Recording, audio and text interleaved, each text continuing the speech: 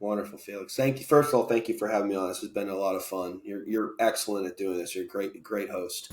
Hello again, and a warm welcome back to In Search of 42. My name is, of course, Felix Becker, and I am your very own success coach on this journey we call life. This week, I am excited to share with you my conversation with Scott McAllister. Scott is an executive coach helping mid and senior level executives level up their career. Exactly how he got to be in that space and exactly what he's doing, you will, of course, find out in our conversation together. He has a lot of wisdom to share. Now, if you want to work with Scott, his contact information is in the description below. And if you want to work with me, my contact information is in the description below as well.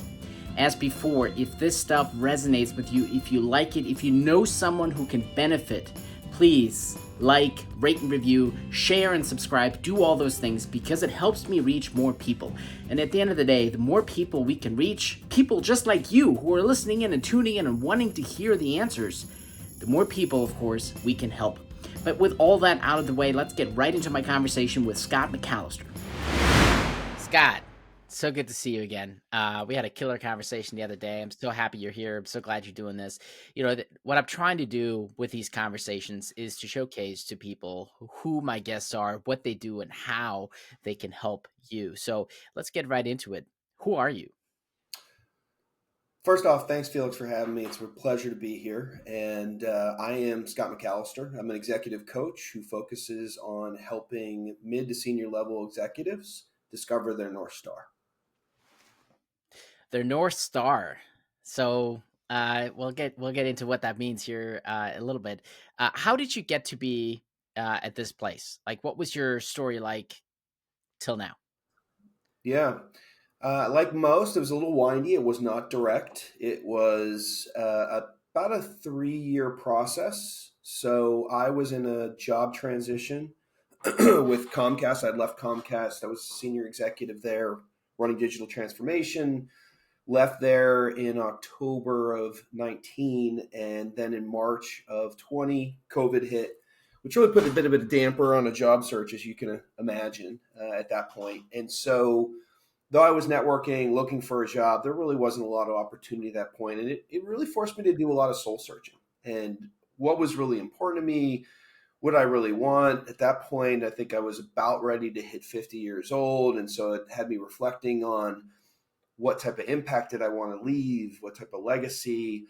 And I happened to have a coach that was provided through outplacement with Comcast, Laura Sturkle, who's from Challenger Grand Christmas, who happens to run their executive coaching practice. And just, she was phenomenal. She really inspired me. And I started asking her about coaching.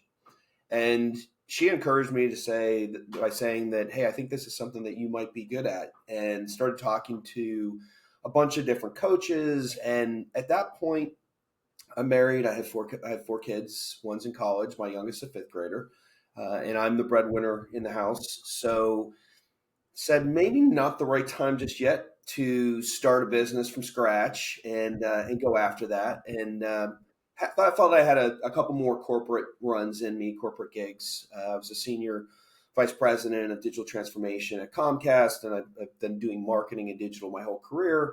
So decided, you know what, I am going to go back into the corporate world. And about 9 months into my work with DXC Technology, where I was running marketing, it's a large technology consulting firm, I kind of came to the conclusion that my heart just wasn't in it the way that it had been for a lot of my career. And I really wanted to have an impact on the world in a different way. And I knew that coaching was that opportunity. And I mentioned, helping my clients to find their North Star. I felt the same way that I had found my own calling. I wanted to help other executives to find their own. And it didn't necessarily have to be later in career. It could be mid-career, really getting my clients in touch with what's important to them and what matters most. And from that, really unlocking, I get my clients their due, drive their career acceleration and change. I help them to unleash peak performance, and then I help them to elevate their life fulfillment. So really felt that was the right time. And about 18 months into my time at DXC, I left, and I had the opportunity to incorporate in August of this past year in 23 and launched in September, and have been off and running ever since, and wildly happy with the decision and what I do. I love what I do for a living. It doesn't feel like work. I feel like I'm in the flow, and I'm helping to make a difference for these people. And I know that it's a bit of the butterfly effect by helping them find what's important and meaningful and more impact and positivity that has a ripple in the entire workforce. Yeah, absolutely. I mean, what you're saying resonates so deeply with me from the coaching side of thing, right? How can we unleash people's genius? How can we elevate them? How can we really reach peak performance and find the North Star that is guiding each and every one of us?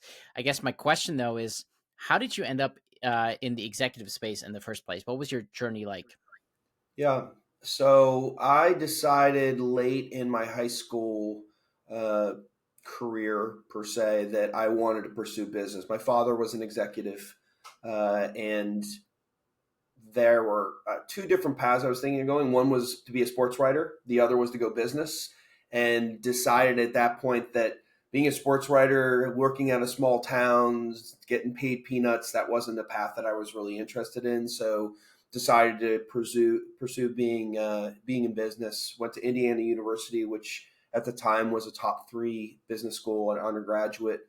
Had the luck of landing at GE, General Electric, for the start of my career in a financial management training program, which let you go through four different rotational jobs over a 2 year period and take coursework at the same time. And then also got a Six Sigma black belt with GE during that time period. And decided I really enjoyed more of the marketing business side of things versus being the financial management analytic person that did the analytics and then handed off to the marketers and the business people to go solve the problems, which I thought was the really fun part. So I decided to go back to school. I went to North Carolina, for my graduate degree, and transitioned over into marketing slash digital work. I did a summer internship with Dell in Dell Online back in 1998. So it was pretty early days of the internet. Actually worked on corporate premiere pages, which was one of the first B2B digital platforms in the world. And that launched a 30-year career that eventually I became a very senior executive at places like American Express and Time Inc., Comcast, and really enjoyed it, quite frankly. I loved the leadership and having impact on my team and driving change and building new products and new experiences and new marketing campaigns. And for a long time, that was incredibly fulfilling. And like anything, I think that different seasons of life, different things appeal to us. I got to the point that it just wasn't the same fulfillment uh, that I was finding from doing the work. The more senior you get, the less you touch the work, the more that you're just managing the politics and whatnot. And after a bit, for me, that just became tiring because I really loved the building and the impacting, and I loved the leadership of my teams and had a lot of mentors and mentees along the way. I even had a phrase that once you're part of the McAllister family, you're always part of the McAllister family, which was a reflection of how much I cared for the people that worked for me. And to this day, I look after people that worked for me long, long, long after they worked for me.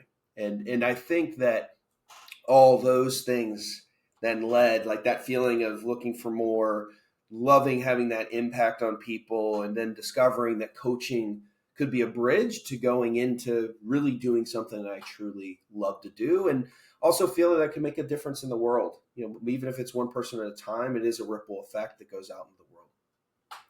No doubt. And I think your caring about the success of others really shines through in your description of what you were able to accomplish in those executive spaces and how you approached that work back then.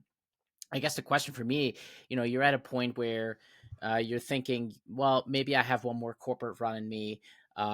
Maybe retire and just go out and enjoy life. Clear your calendar of all the work stuff. Or then this coaching thing comes about. I mean, I guess the spark was sort of placed at some point through your own coach before that. Hey, you could be good at this, but why not just enjoy life? If you were thinking, that might have been an option. Yeah, I'm still a pretty young man at this point. I'm 52. And I have one child that's a junior in college and three more kids that go from junior in high school down to fifth grader. So I'm not in a financial position to retire. But to be quite honest, I'm not the type of person that's going to go and lay on a beach and play golf. That's not what appeals to me. I believe that this, let's call it second chapter of my life and my career moving into coaching, this is something I want to do into my 70s and, God willing, maybe even in my 80s, because I love it that much. I enjoy it that much. And I don't know that when I'm 80 that I'll have a full capacity of clients, but this ability to work with folks and really get them past some of their blocks and their challenges so that they can achieve and put them in touch with what's really important. It just feels like a calling to me, a mission. It's something much bigger than just myself. And that's what really, I think, appealed to me. There's nothing wrong with being in corporate and driving shareholder value, but I wanted to drive true impact on the world, on the globe, and make a difference, and hopefully leave a legacy. Which probably that last piece of leaving a legacy is something as you move later in life. I think is in your 50s is when you first start thinking about, well, what's this all about, and what's my legacy going to be? You realize there's mortality, and you're not going to last for forever. And I feel I found something that can be my legacy, and also something I love to do. Yeah, I think the one thing you mentioned about giving back and truly having an impact on other people is so profound, and it is something that is probably inherent to all of us as human beings. I mean, we're a social species. We're meant to work together, collaborate, help each other out, and for you to feel that and embody that, and now do that. Really just speaks volumes to your own true nature as a human being, as part of this larger society, that larger world. So obviously, the coaching you received had a profound impact on you. With aside from sparking the idea that maybe you could be a good coach. So, what was that change that you enjoyed, that transformation that you received as a result of the coaching that you went through yourself? Yeah, I've had a coach, Nicole Osborne Ash, who she was an executive with American Express before going into coaching, and I've worked with her almost 12 years now. So Comcast provided an outplacement coach, that was Laura Sturkle from Challenger Gray and Christmas, who really was the one that kind of clicked in my brain of, wait, is this what I should be doing? Maybe but Nicole profoundly changed my life, and I still work with her to this day of focusing me on what's really important and having a clear vision of what I wanted out of life to create a more fulfilling life, and not just professionally, but broadly.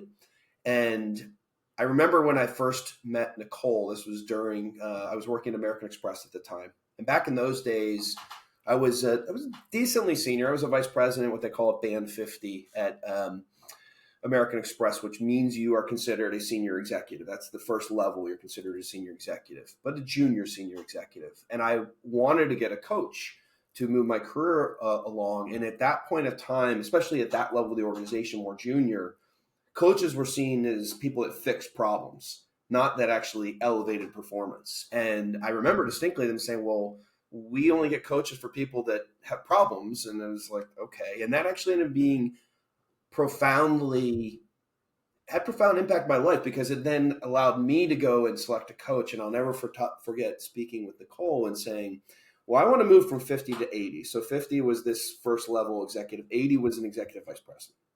So it was very ambitious, and that's what I stated to her.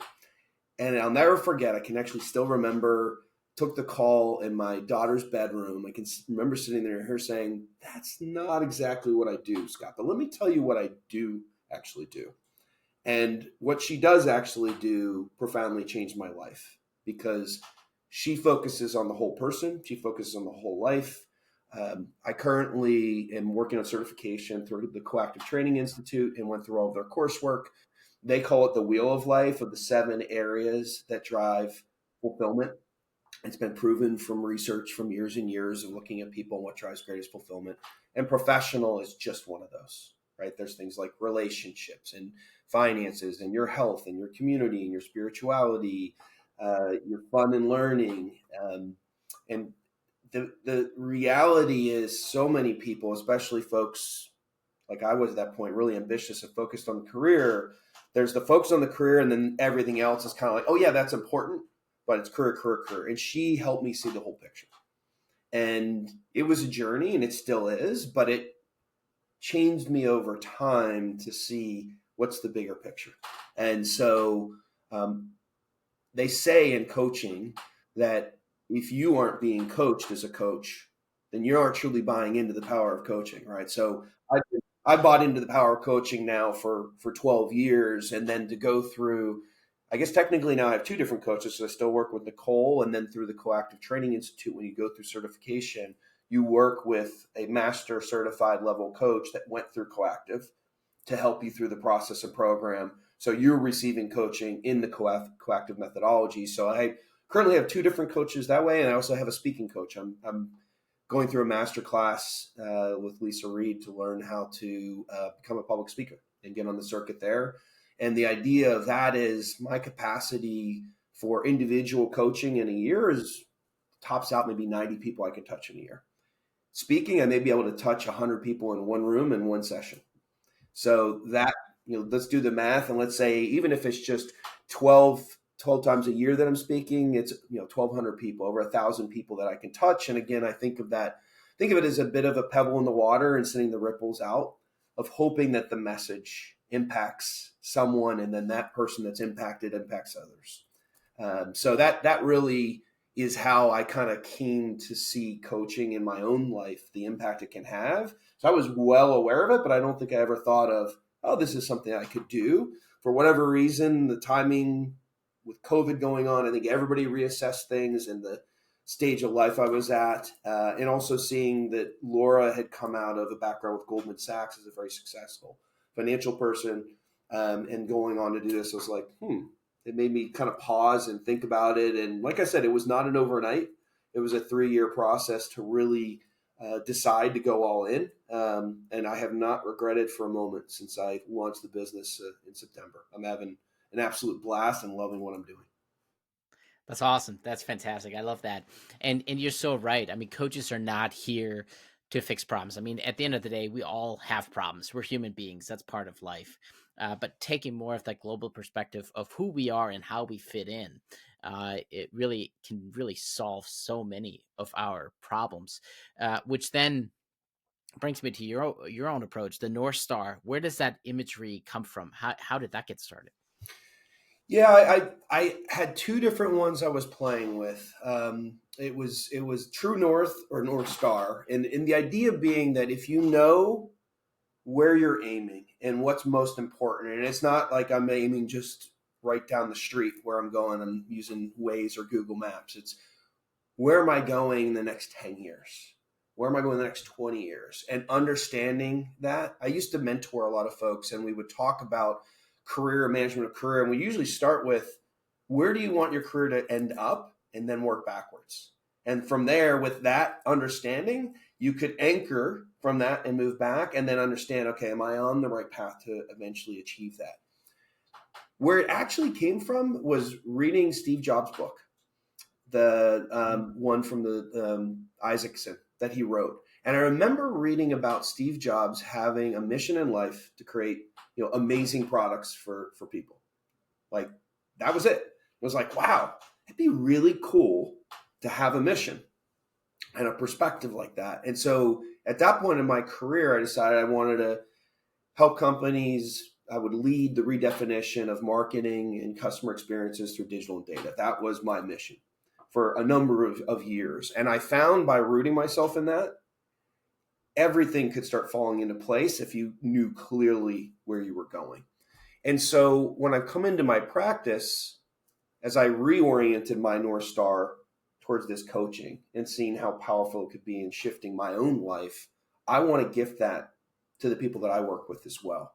And there's the piece that I've added to it, which is value statements for my clients, where I work with them to get down to 10 values that they believe in profoundly and create 4 value statements out of that. And between that mission and those values, they now have a compass to follow in life. And values are non-negotiable, right? In any situation, you can say, does this align with my values? Does it not? Does the company I'm considering going to work for align with my values? Does it not? It ends up being a compass for you in life to make sure that you're staying on path to reach your mission. And then the last piece that I throw in to the experience is unlocking superpowers.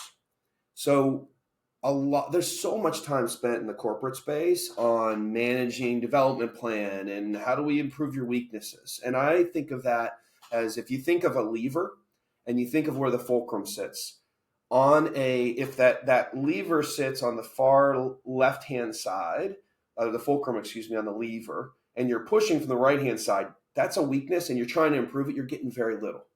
Now imagine, it's almost like a seesaw, right? Now imagine if we move that fulcrum all the way to the right and I push just a little bit and boom, that thing moves. That's working with your strengths. That's understanding your superpowers. So how am I going to unlock reaching my mission, staying in line with my values, leveraging my superpowers? And those are the three things that every client I work with, no matter what the problem, by giving that foundation, it gives them a base to jump off of, whether it be, I want to accelerate my career, I'm senior and I'm dealing with a lot of political challenges or challenges in my business, I'm considering a career transition, I'm in a job transition. Any one of those, having that foundation of clarity of where I'm going, what I value, and what my superpowers are going to do that unlock that I mentioned earlier, that you're driving career acceleration and change, unleashing peak performance, elevating your life's fulfillment. Yeah, no, this resonates so deeply with me, and I think this is why we connect so well. We obviously come at life from a very different background, and yet we come and converge on this same point. I too try to work with my clients on crafting a strong vision for the future, knowing their core values. Who are they actually at the very core? What do they stand for? And crafting a mission to connect all those dots, right? How do you make your vision of reality through your mission, which is all influenced by your core values, right? What are the things that are most important to you? Leveraging, like you said, your superpowers, your strengths, so that you can really maximize your potential in all areas of life. How did the Collective Training Institute influence all of that for you? Did your training, going through this coach training, did that change anything about the way you approach your clients? Yeah, it's actually the Coactive Training Institute, which is, as you and I know, there's lots of different trainings for coaches out there. They are, I don't know if they're the oldest, but they state that they've minted the most coaches across the globe, 140,000 over the last 35 years. And what I would share about Coactive is two things. One is when I went through coursework, so they have a foundational fundamentals class that you have to take before taking the rest of their training program. And you don't have to sign up for the rest of the training program when you sign up for fundamentals. So we get a lot of people that are just dipping the toe and saying, is this what I really want to do? Is this where I want to get my coaching certification or get my coaching training? Because as I said, and we both know, there are so many places that you can get that are accredited by the ICF, which is our governing body for coaching. What I found in that, I was like almost immediately like, these are my people. I'm amongst my people. This is my tribe, right? It was like nobody goes into coaching that isn't somewhat altruistic and wants to do good in the world, right? That you come to the table where that's important to you. So you're surrounded by that feeling and that warmth and that energy vibration of people with that positivity. And I was like, wow, I'm amongst my people. The second piece is, listen, I coached lots of people over my 30 years as a senior executive. But as they teach you in Coactive, there's coaching, there's advisory, and there's consulting. And in the business place, you're always solving problems. And many times you're advising, providing perspective. Coaching, as we both know, is much more about holding space for our clients and shining a light on self-discovery. The answers are inside of them, not inside of us. Now, I may bring some of my wisdom from those 30 years of working as an executive into the session and offer that up, but that's advisory, right? That's bringing in perspective. The coaching is really helping somebody to see what they couldn't see on their own. to unlock, unblock, and allow them to achieve their dreams. That's the really important part. And what Coactive does, and I think all the different training institutes do, is they give you a framework of how to go about the coaching. And the coaching that I've learned through Coactive is fundamentally different tool set. So if you think of a utility belt, like I have all that I learned from 30 years in corporate America, that doesn't go away and there's tremendous value. But I now have some new, really powerful tools, and they go much more, Felix, into the somatic side of things, the body, the feeling. They talk about levels of listening. First level listening is all in the brain. By the time you get to the third level of listening, it's all of your senses. You're using your intuition. And that's where the breakthroughs really come for your clients because they show up to us. Not everybody wants or needs a coach. They show up to us because they haven't been able to figure it out on their own, using their own neurocircuitry that's pretty hardwired. They, trust me, have spent the last year or last 6 months or last month trying like crazy to figure out whatever it is that's got them stuck or that they want to achieve. And they need somebody else to help them to do that unlock. And that's what these tools, and I would say that in any coaching program that is accredited by the ICF, they're the tools that enable us to successfully get our clients to create the unlock. Yeah, no, that was beautifully said. You're so right. It's the answers are already within all of us, and that's really what a true coach, at least by ICF standards, is here to unlock. Right, all those answers they're already within you. You may not have the tools and the know-how to unlock that yourself, but that's where a good coach will help you out. I love that. So, speaking of coaching, somebody listening to this, what's the first thing that anybody can do today? What's the first step anybody you think can do today to start unlocking that secret within themselves? Well, I think a couple things. One is think about your history and times where you've been at your very best, your shining moments in life, and explore those a little bit. Understand what were you doing, how were you being, what made that so special to you. And there's a bit of a hint, the mystery, I guess I would say, in if that's what's really lit you up before and thinking across multiple times in your life, it probably will light you up again. And probably is a bit of a hint to where you need to go from a mission perspective in your life. I also think that people could do their own self-discovery on values. You can go out on the internet and there's probably hundreds of value lists and do that heavy lifting yourself and understand what those may be. And I think we all inherently, it's harder for us to be clear on what our development areas are, but I think we know our strengths. And actually, from those shining moments, you're also probably going to be able to see those. So you can start to put the framework and foundation together that can help to lead you in a more positive, more powerful direction, doing that work yourself. Clearly, by going to a coach, you have somebody that helps you through that process, that is that sounding board, that's been trained in many cases to help do the unlock using unique tools, because many times, again, people aren't able to do that themselves. But each of these steps, there's kind of like the do it yourself, DIY, all the way to the full service. And I would say coaching is full service. Yeah, no, I agree. And it, again, resonates so deeply with myself. I mean, I have done the DIY approach for such a long time. And it wasn't until I discovered coaching for myself and hired a coach and started working with a coach that my transformation just exponentially exploded. I mean, the changes that I went through, the thought patterns I went through, just the changes happened much more quickly, much more profoundly. There was deeper insights that I discovered by working with someone as opposed to doing it by myself. Now, like you said, can you do it on your own? Absolutely. We're not here to tell you how to live your life, but I think if you really want to have that breakthrough, if you really want to accelerate your growth, you got to work with a coach from both of our perspectives. And the other thing I want to ask you from something you mentioned, the idea of going back to when was the time that you really excelled? When was the time you're really happy? What was it? Just this fantastic moment in your life? That was one of the themes, even in one of my coaching experiences last year, and it came to a very simple question that came out of that, which was asked of me, right? Which was, Felix, where is your heart?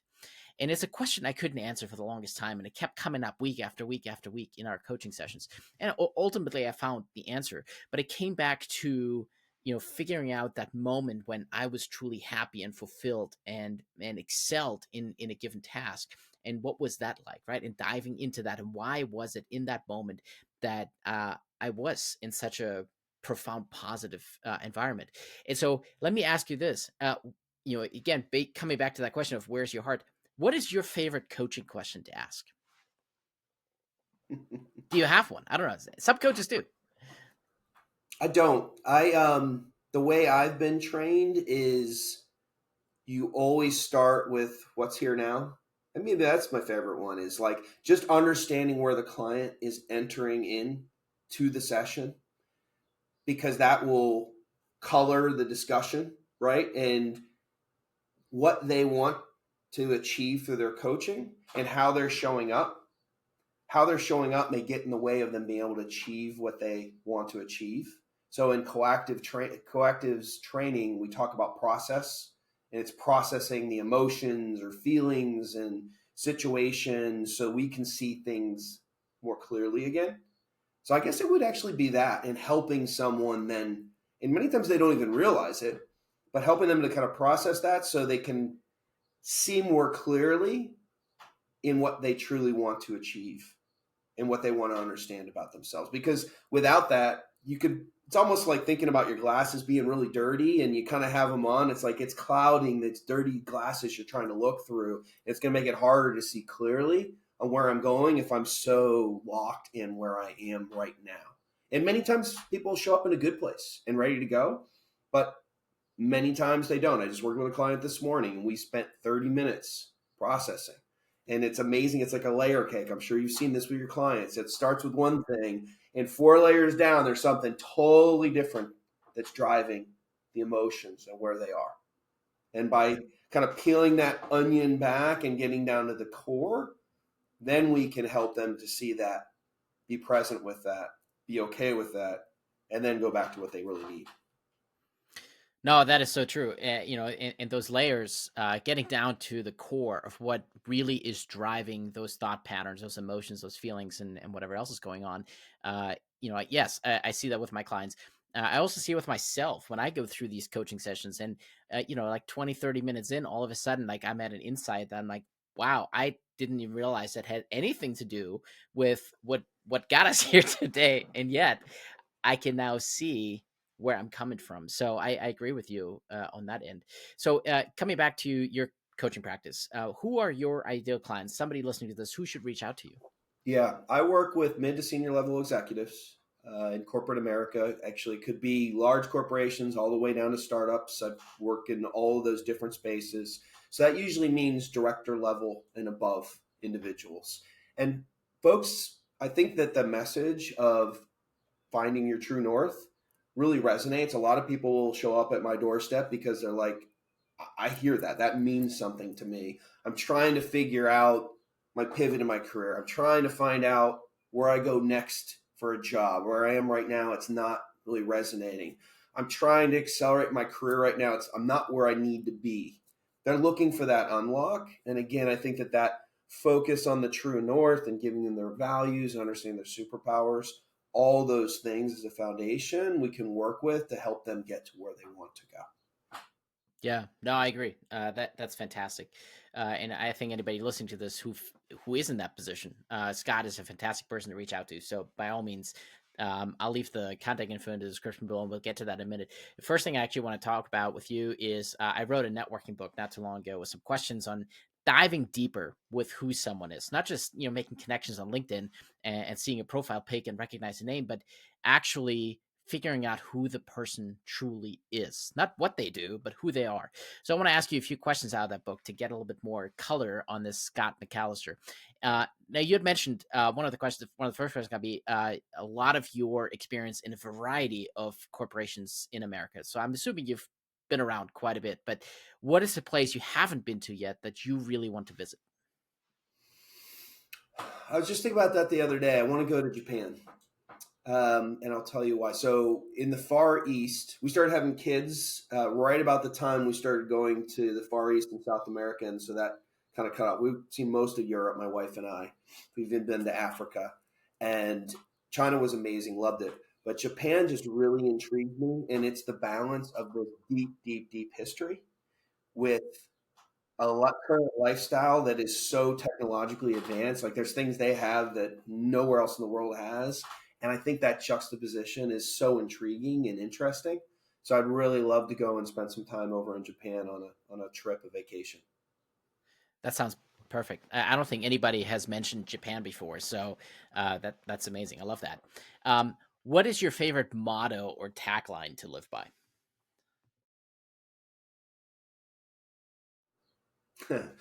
I think that two of them. I'm a big Star Wars geek, so Yoda has "Do or do not. There is no try," which I to me believes you can never say with conviction, "I'm going to try and do that." It just doesn't happen. Either do it or not. There's the Yeah, one the go for it or don't bother. I really like that one. And then I'm a Grateful Dead fan from back in the day, and there's a song called "Not Fade Away." And the thought of that one is I want to keep giving back to the last day I'm on this earth in order to provide positive impact and leave a legacy. that's beautiful. That's truly beautiful. And I think with everything you've said so far, even in this conversation, with how you approach not just your coaching clients, but how you've approached your work, even in the corporate space before that, that really shines through.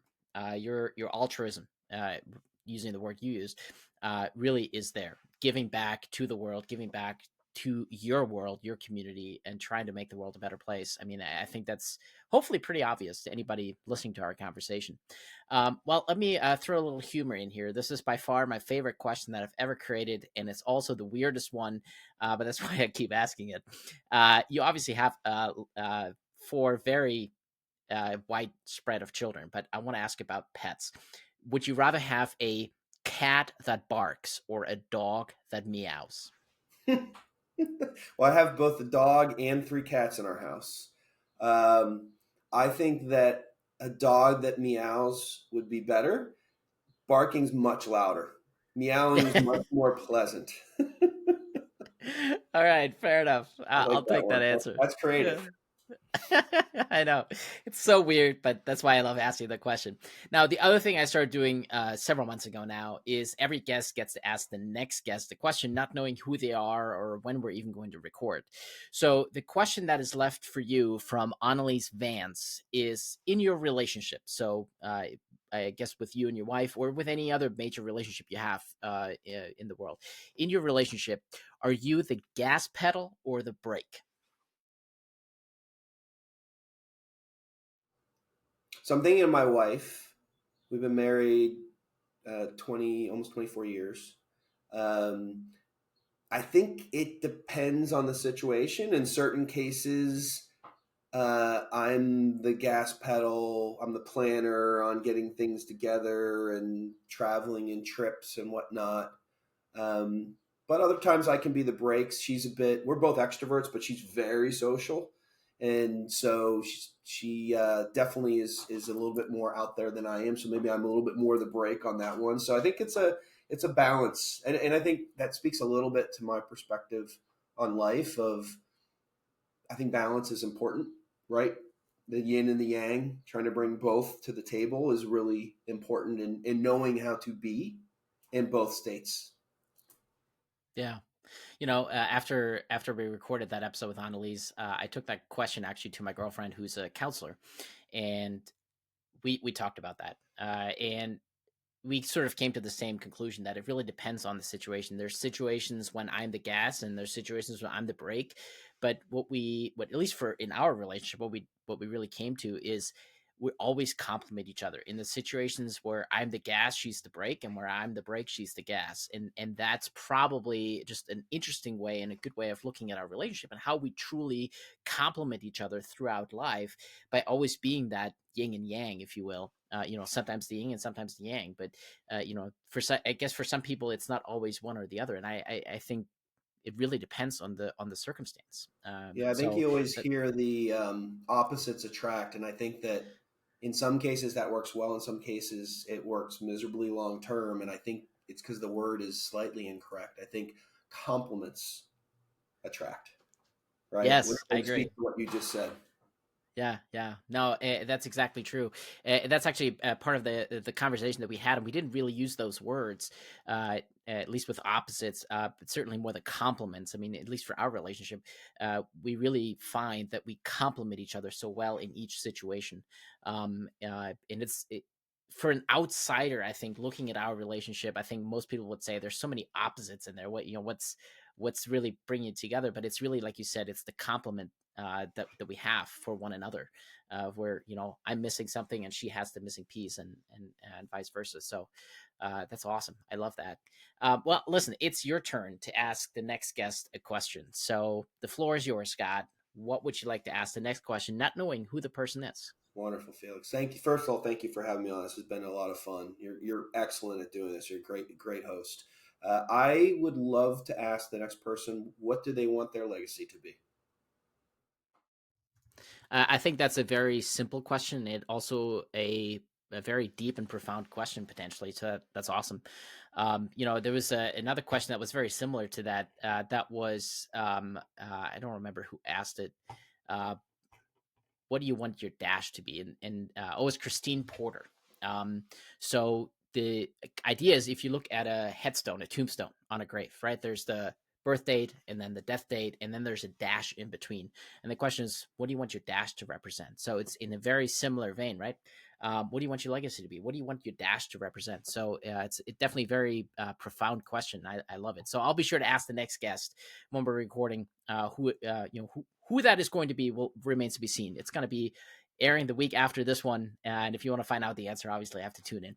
But listen, how can people connect with you? What's the best way to reach out to you and consult you and hire you as a coach? Yeah. You can find me on the internet at www.mca, like McAllister, MCA, execservices.com, or you can find me on LinkedIn, Scott McAllister. That's an easy way. Or they can email me at scott@mcaexecservices.com. Any of those three. And I will add that I love to engage with new people. I provide an hour complimentary coaching session to folks that have interest where what I'm putting out in the world speaks to them. Because to me, I think for individuals, finding a coach, it's a very personal decision. And even for coaches, as you know, as a coach, we like to see, okay, can this person really play with me and work together in a way that works? So that's how I actually engage with potential clients. No, I love that. I'll make sure all your contact info is in the description below so people can find it more easily. And I agree. It's you got to have the right relationship with your coach. I mean, any coach in theory on paper can coach anyone on anything, but you got to have that human connection, that relationship. You got to jive with that person.